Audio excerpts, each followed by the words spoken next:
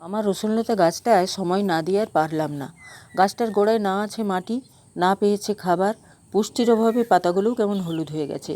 তাই সব কাজ ফেলে এটার প্রতিস্থাপন করতে বসেই পড়লাম। এর জন্য মাটি নিয়েছি 2 ভাগ, গোবর সার নিয়েছি 1 ভাগ, মিহি বালি নিয়েছি 1 ভাগ, একটুখানি ভার্মিকম্পোস্টও নিয়েছি, একটুখানি নিমখোল নিয়েছি আর একটু ফ্যাঙ্গিসাইড।